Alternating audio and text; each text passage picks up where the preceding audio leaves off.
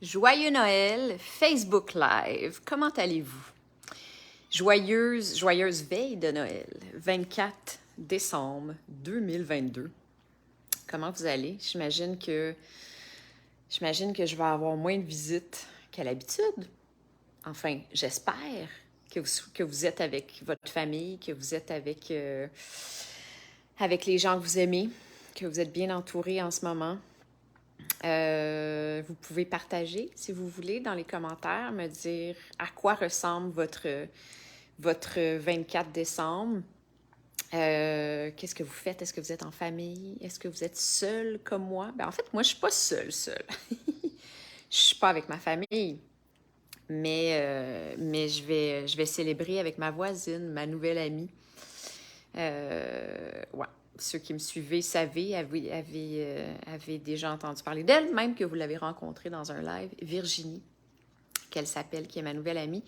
Puis, elle recevait une de ses amies qui vit à Vancouver, à Victoria, plus précisément, puis qui s'en vient ici pendant 3 semaines. Mais son vol a été annulé. Donc, elle ne sera pas là ce soir. Alors, nous allons être seulement Virginie et moi. Puis voilà. Je vous mentirai pas. Il y a quand même un petit peu de tristesse en moi aujourd'hui, depuis hier. C'est la première fois que je vis ça. C'est la première fois que je vis Noël loin de ma famille. Ouais. C'est un peu triste parce que Noël, c'est ça, n'est-ce pas? Noël, c'est la famille. Et Dieu sait qu'on aime ça, Noël, par chez nous. Du côté de ma mère, ça vient de la Gaspésie. On vient de la Gaspésie. Et c'est des fêteux, les Gaspésiens. Puis, ouais, je dirais que jusqu'à l'âge de 14-15 ans, c'était des gros Noëls étendus, donc avec la famille élargie, avec mes tantes, mes oncles, mes cousins, mes cousines, tout ça. Mais là, c'est sûr qu'à partir du moment où les cousins et les cousines ont commencé à avoir leurs enfants, leur famille à eux, donc à partir du moment où la 3e génération a embarqué, ben là, ça devenait un petit peu plus complexe, les Noëls. Donc, on s'est mis à fêter Noël de façon plus intime. Mais il reste que on a toujours eu des beaux Noëls. Moi, je suis vraiment une fan finie de Noël. J'ai toujours aimé ça, organiser Noël, penser au menu, déjà, puis penser à ce que j'allais offrir à ma famille, aux gens que j'aime. C'est probablement une des choses que j'aime le plus au monde, c'est gâter les gens. C'est d'offrir des cadeaux, plus que d'en recevoir. J'aime vraiment ça, offrir des cadeaux. Bonsoir, Émilie, joyeux Noël. Bonne soirée avec ton amie. Merci, Diane. Merci beaucoup.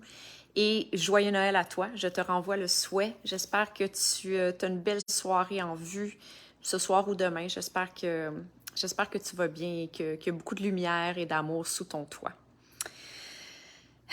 Et à vous tous, d'ailleurs, je vous souhaite exactement la même chose.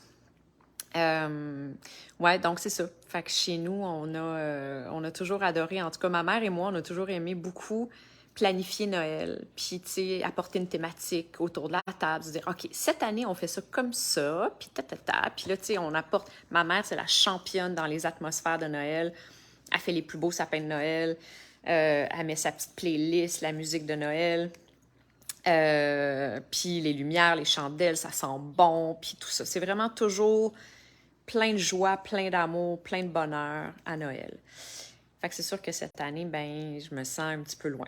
Je me sens un petit peu loin de tout ça. Ceci étant dit, je suis pleine de gratitude d'avoir une voisine qui m'a invitée à passer Noël avec elle. Ouais, la vie est toujours là, pas très loin. Elle est toujours là en train de s'assurer qu'on est correct puis nous offrir un plan B.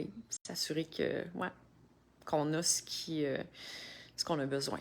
Parce que toute seule, ça aurait été pas mal triste, mettons. Ouais, j'ai envie de vous raconter mon plus beau Noël à vie.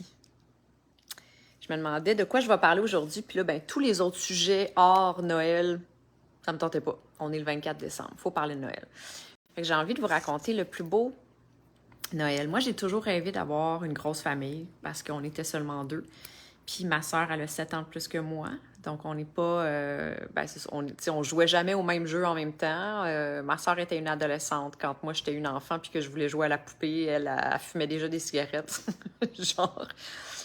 Mais, ouais, c'est ça. Fait que j'ai toujours rêvé d'avoir une grosse famille. Puis, un jour, j'étais fiancée avec un Britannique d'origine irlandaise, mais britannique, qui vivait à Londres.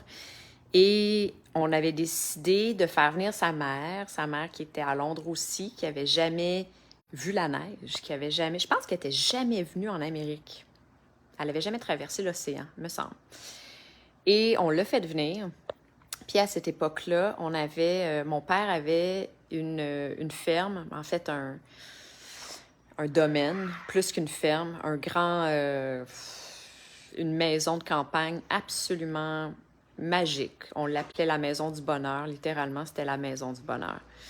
On avait une écurie avec plusieurs chevaux, puis une cabane à sucre, une piscine l'été, puis un terrain incroyable pour que les chevaux soient libres et tout ça. Puis mon père avait commencé une genre de business de sleigh ride. Fait qu'il avait acheté des chevaux belges, tu sais, les chevaux avec les grosses pattes, puis il les attelait pour tirer des traîneaux. L'hiver, des traîneaux, avec comme des genres de ski, avec des cloches, puis tout. Puis l'été, des calèches. Fait que donc, on avait décidé d'aller fêter Noël là, puis tout le monde s'était joint. Fait que mon père avait une copine. Il y avait une blonde à cette époque-là. Mes parents sont séparés depuis que j'ai l'âge de 8 ans. Puis, mais ma mère était venue. On avait invité ma mère. Il y avait ma sœur et son mari, mexicain. Leurs 2 enfants, mon neveu et ma nièce, qui étaient jeunes à cette époque-là. Ma belle-mère, donc la mère à mon ex, qui était là, qui venait de Londres. Et ben c'est ça, mon chum et moi. C'était le plus beau Noël du monde. On est arrivé le 23, puis on est reparti le 26, fait que c'était un 3 jours. C'était comme un gros Noël, parce que, en fait, ce qui était vraiment trippant, c'est qu'on dormait tous dans la même maison, puis on se réveillait, puis ça continuait le lendemain. C'était comme 3 jours de bonheur, de gros bonheur, gros privilège incroyable dans une magnifique maison. On faisait de la sleigh ride le soir, on se faisait un petit vin chaud, puis on partait dans le bois avec les chevaux, avec une peau de bison qui nous réchauffait, puis les petites clochettes, puis écoute, tout le monde était heureux. Bonsoir, chère Émilie, je te souhaite un étincelant lumineux, joyeux Noël, ainsi qu'à ta famille. Merci, Patrick, c'est tellement gentil. Merci beaucoup, je te renvoie le souhait. Joyeux Noël à toi et à ta famille. Ouais, fait que ça avait été le plus beau des Noëls. Tu sais, une grande table occupée, grande table, plein de vie, le feu de foyer, la musique, on avait dansé, on avait chanté, on avait fait des anges dans la neige. C'est un souvenir que je garde en moi, que je vais garder toute ma vie, très, très, très proche de moi. Ouais. Il y a une petite tache sur ce souvenir-là, par contre. Puis j'ai envie de vous le partager quand même. Si ma famille écoute ça, ils vont trouver ça drôle. Ouais, c'était un Noël parfait, mais c'est sûr qu'avec le recul, ça vient avec une tâche qui était l'amoureuse de mon père à l'époque, qui est aussi la personne responsable du drame de ma famille. En fait, elle a fraudé mon père, cette femme-là, puis elle l'a ruiné. Je rentrerai absolument pas dans les détails, c'est vraiment pas nécessaire. C'est une grosse histoire, puis c'est long, puis ça fait longtemps, puis tout ça. Ça a duré plusieurs années, etc. Mais il reste que, c'est ça, cette personne-là, on l'appelle la sorcière dans ma famille parce que, ben, elle est responsable d'avoir fraudé mon père et de nous avoir fait perdre ce lieu merveilleux qui était cette maison de campagne-là, dans les cantons de l'Est, où on a passé plusieurs merveilleuses années. Mais c'est pas grave, parce que je décide aujourd'hui de reprendre mon pouvoir d'entre ses mains, parce que je lui ai laissé mon pouvoir pendant plusieurs années, les années qui ont suivi ce drame-là, je dirais de 5-6 ans facilement, si c'est pas plus. Je lui en ai tellement voulu, je l'ai tellement haï que je me suis empoisonnée. Puis, ouais.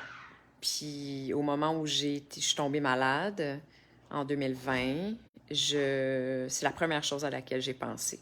Toutes ces années d'avoir transporté autant de haine toxique à l'intérieur de moi, d'avoir été en colère contre cette femme-là, la vie, tout ça, d'avoir été dans l'injustice, dans le sentiment d'injustice, puis de haine et tout ça.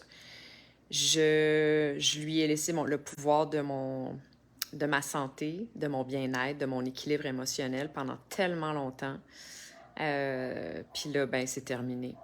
C'est terminé. Alors aujourd'hui, je vous dis ça parce que je peux pas faire autrement que de penser à ce merveilleux Noël-là sans penser à cette personne-là parce qu'elle était là durant ces 3 jours-là de Noël. Mais aujourd'hui, j'y pense pas d'une façon à le ruiner.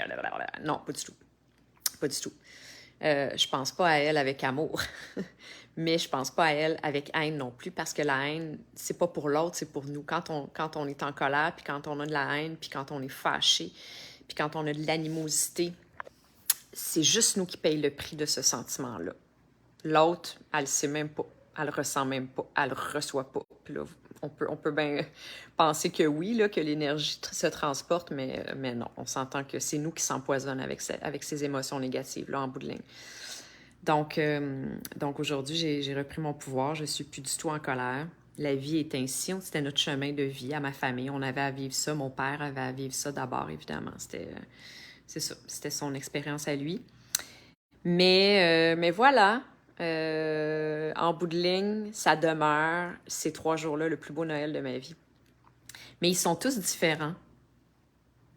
C'est fou, les années avancent, mais ne se ressemblent absolument pas.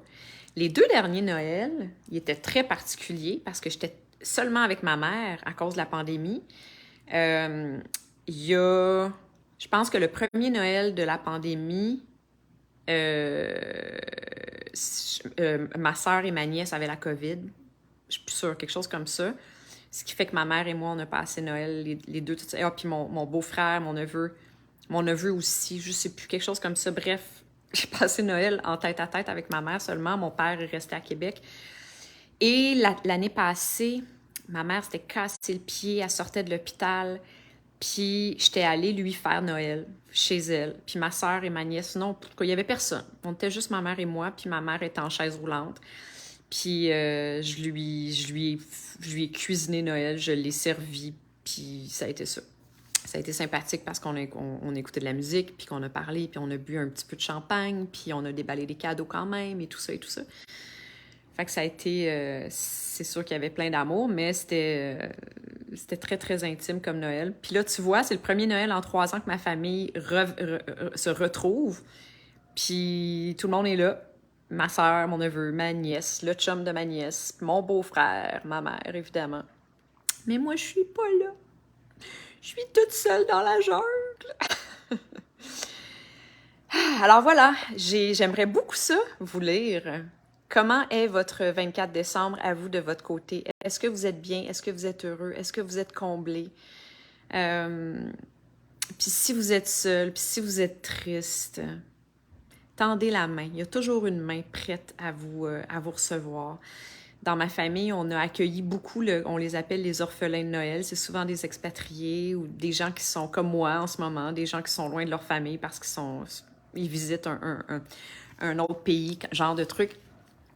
Fait que je vous dis pas d'aller cogner à une porte nécessairement, mais si vous voulez pas être seul, je pense qu'il y a toujours une solution. Il y a toujours une âme charitable ou quelqu'un prêt à accueillir les orphelins de Noël. Puis au pire, allez, hey, écrivez-moi en privé. Je vais vous envoyer de l'amour, moi. Vous n'êtes pas seul d'une façon ou d'une autre. Il y a beaucoup de gens qui sont seuls à Noël, physiquement. Mais vous n'êtes pas seul, vous n'êtes pas délaissé, vous n'êtes pas aimé. L'amour vient de partout. D'abord, elle vient de l'intérieur de nous. Fait qu'il faut aller envelopper notre petit enfant intérieur qui, lui, peut se sentir seul, qui peut se sentir loin de ses parents, surtout si vos parents sont décédés, mettons. ben c'est ça. On est rendu à l'âge adulte, le parent de notre enfant intérieur. Alors, c'est à nous de le prendre dans nos bras, puis de lui dire qu'il n'est pas tout seul, qu'il est aimé, puis qu'il est en sécurité, puis qu'il a tout ce dont il a besoin, puis qu'on est deux, on se tient la main. Tout va bien aller. Je vous aime, je vous embrasse fort, puis je vous souhaite un 24 décembre lumineux, rempli d'amour et de joie et de simplicité, de douceur dans vos grands cœurs. Voilà. Merci Jean. Joyeux Noël à toi. À demain tout le monde. Bye.